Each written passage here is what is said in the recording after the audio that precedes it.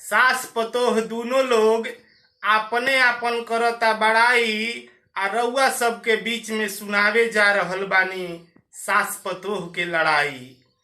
एक दिन सास पतोह दूनो लोग अपने में झगड़ा कर लिहल लोग, तो पतोह अपना पति भी फोन लगा के आ कहताड़ी कि सुनिए घर में हमार जीव गइल बा नकियाई आ माइयो राउर बोलताड़ी झोकियाइए झोकियाई।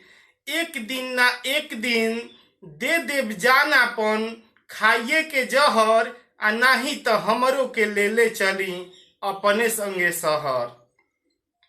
सुबह सुबह रोज हम उठी ना आ नहैनी की नाए आमा नस्तो के पूछी ना, बैठल रहेली मुंह लरुआ के आ ले आव एके हाली बोलिहन झझुआ के।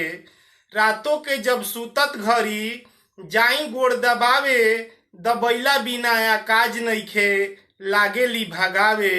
हर समय ध्यान रखीला सुबह हो या दोपहर आ हमरो के ले चली अपने संगे शहर। तब कहलहन कि धराव तो तनिका माई के मोबाइल पूछी कि का ओकरा दिमाग में बा समाइल। प्रणाम करतानी माई का होता घर में हम सुनताई। तो माई कहली ह कि सब सुनतानी झूठ बोलती या कतनी आ एको दिन खाए के ना पूछेले ई बप कटनी। समझा द इनका के हई तोहार बेकत आ बुझ लए बचवा एही में बा सलूकत। पतोह कहताड़ी कि बाप भाई हमार आवे लसन तो करेली गांज भर शिकायत आ ले चलती अपने संगे तब इनका बुझाइत। कतनो बीमार रही ना आ तबो घर के पूरा काम हम ही करी ना। कहेली कि टड़ले बिया एको खोराक ना मंगईहन दवाई रह जानी असही कहरिए कहर आ हमरो के ले चली अपने संगे शहर।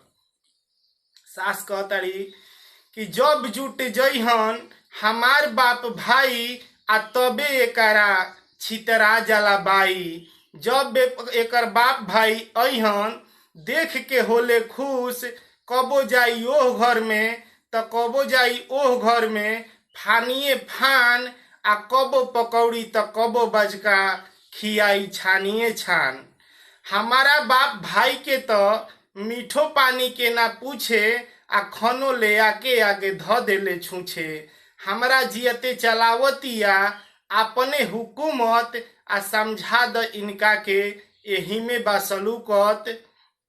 गोलू दुबे कहेला ने भैया कि सास अपना पतोह के मानस बेटिए नियन बेटी आ पतोहो अपना सास के मानस माई नियन माई। आ ओही दिन से सास पतोह के झगड़ा खत्म हो जाई।